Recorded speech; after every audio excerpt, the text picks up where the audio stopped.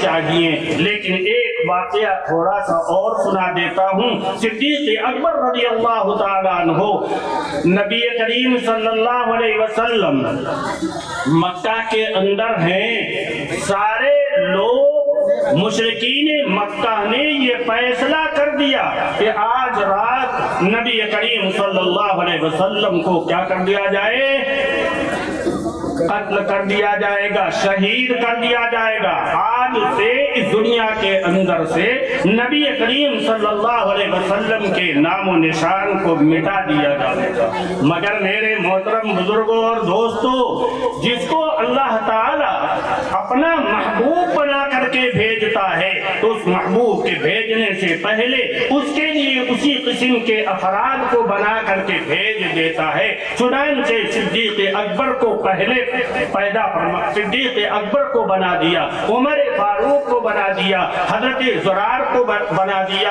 اسی طریقے سے 1,00,000 سے زائد صحابہ کرام کی جماعت نبی کریم صلی اللہ علیہ وسلم سے محبت کرنے والی بنا دی. ایسی محبت کرنے والی بنائی کہ اگر حضور کیا کرتے تھے، تھوکتے تھے تو صحابہ کرام اس کو زمین پر گرنے سے پہلے اپنے ہاتھوں کے اوپر لے لیتے تھے اور اپنے چہرے اور اپنے ہاتھوں کے اوپر ملا کرتے تھے. آج کتنی ہی بڑا بادشاہ ہو، لیکن اگر وہ تھوکتا ہوگا تو شاید اس کے غلاموں میں سے کوئی اس کے قریب بھی نہیں جاتا ہوگا، محبت کی وجہ سے کہ میں اس کے تھوک کو لے کر کے اپنے چہرے کے اوپر مل لوں. لیکن صحابہ کرام کے درمیان اس تھوک کے سلسلے میں کیا ہوتی تھی؟ آپس میں رشا کشی ہوتی تھی. لوگ آگے بڑھنا چاہتے تھے کہ حضور کے اس تھوک کو، حضور کی اس تھوک کو لے کر کے اپنے چہرے کے اوپر مل لوں تاکہ میرے اوپر، میرے چہرے کے اوپر نورانیت آ جائے. چنانچہ صدیق اکبر رضی اللہ تعالی عنہ اپنے گھر موجود ہیں، حضرت علی اپنے گھر موجود ہیں، نبی کریم صلی اللہ علیہ وسلم اپنے گھر موجود ہیں. فیصلہ ہو رہا ہے کہ آج رات کیا کرنا ہے. سب حضور کو مل کر کے ایک بار کی قتل کر دیں گے تاکہ کسی کے اوپر کوئی الزام نہ آئے. بہت ہوگا تو کیا ہوگا، زمان آئے گا مل کر کے دے دیا جائے گا. لہذا نبی کریم صلی اللہ علیہ وسلم کو حکم ہو گیا کہ آج رات مکہ کو خالی کر کے مدینہ کی جانب سفر کرنا ہے.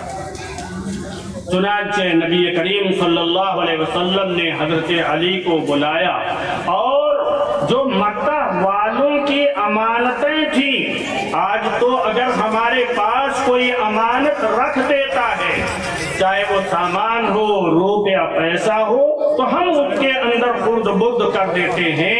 میرے محترم بزرگوں اور دوستوں، اس امانت کے اندر خرد برد کرنا یہ مناسب نہیں ہے، یہ اچھا نہیں ہے، یہ ایک قسم کی خیانت ہے. مال جس طریقے سے ملا ہوا ہے ویسے ہی مال اس کو واپس کرنا چاہیے. چنانچہ نبی کریم صلی اللہ علیہ وسلم نے سارے مشرکین کی مال کو حضرت علی کے حوالے کر دیا اور خود نبی کریم صلی اللہ علیہ وسلم حضرت ابو بکر رضی اللہ تعالیٰ عنہ کے گھر تشریف لے جا رہے ہیں. حضور نے فرمایا کہ لامیاں میرے دروازے پہ تو پہرا لگا ہوا ہے، اگر میں گھر سے نکلوں گا تو لوگ تو مجھ کو شہید کر دیں گے. اللہ نے فرمایا کہ ایک مٹھی مٹی لے لینا، اس کے اوپر سورہ یاسین کی آخری آیتوں کو پڑھ دینا اور دم کر کے پھینک دینا. اور معلوم ہے کہ کس طریقے سے کھڑے تھے. ابو جہل نے ان کو کھڑا کروایا تھا، ایک دوسرے کے پیر سے دوسرے کے پیر کو ملا کر کے، ایک دوسرے کے کندھے کو دوسرے کے کندھے سے ملا کر کے. جس طریقے سے ہم نماز کے اندر صفوں کو باندھ کر کے کھڑے ہوتے ہیں، ایسی قریب قریب کھڑا کر دیا تھا کہ کہیں بیچ سے یا بغل سے حضور اپنے گھر سے نکل کر کے نہ چلے جائیں. تو اللہ نے فرمایا کہ حضور آپ ایسا کیجئے، ایک مٹھی مٹی لے لیجئے اور اس مٹھی بھر مٹی کو ان مشرکین کے اوپر پھینک دیجئے. حضور نے فرمایا کہ مٹھی مٹی سے کیا ہونے والا ہے؟ وما رمیت اذ رمیت ولکن اللہ رما، ارے پھینکنا آپ کا کام ہے، اس پھینکی ہوئی چیز کا پہنچانا سب کی آنکھوں کے اندر اللہ کا کام ہے۔ چنانچہ جس کی آنکھ میں مٹی گئی تو رات کا اندھیرا تھا، آپس میں سب لڑ پڑے اور نبی کریم صلی اللہ علیہ وسلم اسی درمیان نکل کر کے حضرت ابو بکر صدیق رضی اللہ تعالیٰ عنہ کے گھر پہنچے، اور وہاں پہنچنے کے بعد نبی کریم صلی اللہ علیہ وسلم کو ساتھ لے کر کے 4-5 میل کی اونچائی کے اوپر وہ غار ہے، اس غار کے اندر نبی کریم صلی اللہ علیہ وسلم کو لے کر کے چڑھنے والا کون تھا؟ وہ حضرت ابو بکر صدیق تھے۔ اگر حضرت ابو بکر صدیق رضی اللہ تعالیٰ عنہ کے لیے اللہ تعالیٰ قرآن کے اندر ان کی گواہی کے سلسلے میں قرآن کو نازل فرماتے ہیں کہ یہ ابو بکر صدیق کا حق ہے، ہمارے اور آپ جیسے لوگوں کا حق نہیں ہے۔ میرے محترم بزرگوں اور دوستو، حضرت ابو بکر صدیق رضی اللہ تعالیٰ عنہ نبی کریم صلی اللہ علیہ وسلم کو 3 دن اپنے گود کے اندر لے کر کے سلا کر کے رکھ کر کے پھر اس کے بعد وہاں سے نکلے ہیں۔ 4 لوگ تھے، ایک نبی کریم صلی اللہ علیہ وسلم، دوسرے حضرت ابو بکر صدیق رضی اللہ تعالی عنہ، ایک حضرت عبداللہ تھے، ایک حضرت فہیرہ نامی ایک شخص تھے۔ یہ چاروں کے چاروں لوگ اجنبی راستے سے چل کر کے مدینہ پہنچ رہے ہیں۔ مدینے کے درمیان ایک واقعہ اور پیش آیا، اسی کو سنا کر کے بات کو میں اپنی ختم کر دیتا ہوں۔ حضرت ام معبد کا مکان آیا۔ حضرت ام معبد یہ مدینے کے قریب رہنے والی تھی، ایک خیمہ کے اندر خیمہ زن تھی، یہاں بکریوں کا کام ہوا کرتا تھا، بے شمار بکریاں ان کے پاس تھیں۔ نبی کریم صلی اللہ علیہ وسلم اور یہ تینوں چاروں حضرات ام معبد کے خیمے کے پاس پہنچے، لہذا بھوک اور پیاس تو لگی ہی تھی، کئی روز کا سفر تھا، لہذا نبی کریم صلی اللہ علیہ وسلم بھی حاضر ہو گئے، حضرت ابو بکر بھی آ گئے، حضرت فہیرہ بھی آ گئے، حضرت عبداللہ بھی آ گئے، اور ام معبد سے فرمایا کہ کیا آپ کے گھر میں کوئی کھانے پینے کی چیز ہے؟ حضرت ام معبد انتہائی مہمان نواز عورت تھی، ان کے شوہر کا نام ابو معبد تھا، لہذا وہ تو بکریوں کو لے کر کے چرانے کے لیے گئے تھے۔ گھر میں ایک بکری ایسی بدھی ہوئی تھی جن کے تھن کے اندر دودھ نہیں تھا، جسم کے اوپر گوشت نہیں تھا، چلنے کی صحت اور طاقت اس کے پاس نہیں تھی، اور اگر اس کے پاس طاقت ہوتی چلنے کی تو شاید وہ بھی ریوڑ کے ساتھ چلی گئی ہوتی، لیکن یہاں اتفاق سے وہ بیمار بھی تھی، رہ گئی۔ نبی کریم صلی اللہ علیہ وسلم کے لیے حضرت ابو بکر صدیق رضی اللہ تعالی عنہ سے حضرت ابو بکر صدیق نے حضرت ام معبد سے فرمایا کہ بھئی کچھ کھانے پینے کے لیے کوئی سامان ہے؟ کہا ایسا وقت ہے کہ اس وقت کوئی کھانے پینے کا سامان موجود نہیں ہے۔ وہ ایک بکری تو بدھی ہوئی ہے۔ فرمایا اگر وہ بکری اس قابل ہوتی کہ دودھ دے دیتی تو یہاں نہ رہتی، وہ بھی ریوڑ کے ساتھ گئی ہوتی۔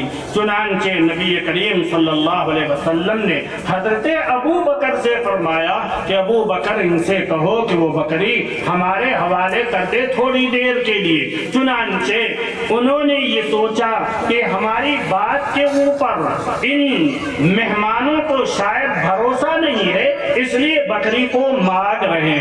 چنانچہ وہ بکری نبی کریم صلی اللہ علیہ وسلم کے قریب لائی گئی، آپ نے اس کی پیٹھ کے اوپر ہاتھ پھیرا، تھن کے اوپر والی پیٹھ کا جو حصہ ہوتا ہے تھن کے اوپر بھی ہاتھ پھیرا، دودھ سے پورا تھن بھر گیا، پھر اس کے بعد دودھ دہا گیا۔ نبی کریم صلی اللہ علیہ وسلم نے تمام لوگوں کو پلا دیا، اخیر میں خود پک کیا اور فرمایا کہ سید القوم خادمہ، کہ جو قوم کا سردار ہوتا ہے وہ قوم کا خادم بھی ہوتا ہے. اسی لیے نبی کریم صلی اللہ علیہ وسلم نے دودھ کو اخیر کے اندر نوش فرمایا تھا تاکہ ساری کی خدمت ہو جائے. ام معبد نے یہ معجزہ دیکھا, نبی کریم صلی اللہ علیہ وسلم کا چہرہ دیکھا, نبی کریم صلی اللہ علیہ وسلم کی گفتگو دیکھی, نبی کریم صلی اللہ علیہ وسلم کی بھاؤں کو دیکھا, نبی کریم صلی اللہ علیہ وسلم کی آنکھ کو دیکھا, ساری چیزوں کا مشاہدہ کیا اور پھر اس کے بعد انہوں نے ایمان کو قبول کر لیا. ام معبد کے بعد ابو معبد آئے. ابو معبد کے سامنے ام معبد نے دودھ پیش کیا تو ام معبد نے دودھ پیش کیا, کہا یہ دودھ کہاں سے آیا؟ کہا وہ جو بکری تھی اسی نے دیا ہے, ایسے ایسے مہمان آئے تھے. کہا کیسے تھے؟ کہا پہلے دودھ پی لو پھر بتاتی ہوں. لہذا نبی کریم صلی اللہ علیہ وسلم کا حلیہ مبارک شمائل ترمذی کے اندر بڑی تفصیل سے ایک ایک جز کو بیان کیا ہے. یہ صحابہ کرام کا دل اور گردہ تھا کہ جو کیا نام ہے ایک ایک چیز کو, یہاں تک کہ اگر ہمارے ماں باپ کا انتقال ہوتا ہے تو ہم یاد نہیں رکھ پاتے ہیں کہ ہمارے باپ کا آخری وقت میں سر کے بال کتنے سفید ہوئے تھے, داڑھی کے بال کتنے سفید ہوئے تھے, لیکن صحابہ کرام نے نبی کریم صلی اللہ علیہ وسلم کی ایک ایک چیز کو یاد رکھا, ایک ایک چیز کو یاد رکھا.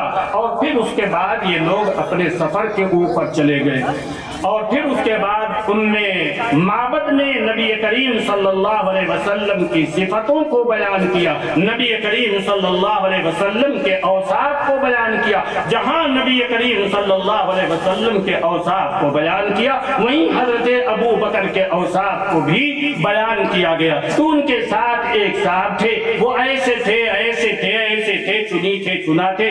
بہرحال ابو معبد بھی گئے اور ایمان کو قبول کر لیا. تو نبی کریم صلی اللہ علیہ وسلم اور حضرت ابو بکر صدیق رضی اللہ تعالیٰ عنہ کے درمیان جو محبت تھی, جو عشق تھا, جو تعلق تھا, اگر دنیا اس کی مثال پیش کرنا چاہے تو نہیں پیش کر سکتی ہے. نبی کریم صلی اللہ علیہ وسلم کے ایک اعلان کے اوپر حضرت ابو بکر صدیق رضی اللہ تعالیٰ عنہ نے اپنے گھر کے اندر جھاڑو لگایا اور سارا سامان لا کر کے نبی کریم صلی اللہ علیہ وسلم کی خدمت میں پیش کیا. حضور نبی کریم صلی اللہ علیہ وسلم کی اور حضرت ابو بکر صدیق رضی اللہ تعالیٰ عنہ کی اس محبت کی داستان کو اگر کوئی آدمی بیان کرنا چاہے تو بیان کرنا اس کے لیے مشکل ہے. اللہ تعالی ہم سب کو عمل کرنے کی توفیق عطا فرما دے. ان صحابہ کرام کی محبت ہمارے دل کے اندر پیدا فرما دے اور اپنے نبی کریم صلی اللہ علیہ وسلم سے تعلق پیدا کرنے کی توفیق عطا فرما دے. اور ہمہ وقت یہ دعا مانگنا چاہیے کہ اللہ اپنی محبت اور اپنی رضا ہم سب کو نصیب فرما دے. نبی کریم صلی اللہ علیہ وسلم سے محبت کرنے کی توفیق عطا فرما دے. اسی کے ساتھ ساتھ صحابہ اور صحابیات سے جو تعلقات ہونی چاہیے ان کی زندگیوں کو پڑھنا چاہیے. اگر ان کی زندگیوں کو آپ پڑھیں گے تو آپ کے اندر بھی, آپ کی نسل کے اندر بھی, آپ کے بچوں کے اندر بھی, آپ کے گھر کے اندر بھی وہی محبت, وہی برکت آئے گی جو صحابہ کرام کے درمیان آپس میں ایک دوسرے سے محبت تھی. اللہ تعالی ہم سب کو عمل کرنے کی توفیق عطا فرمائے, ان کی محبت نصیب فرمائے. وآخر دعوانا الحمدللہ رب العالمین.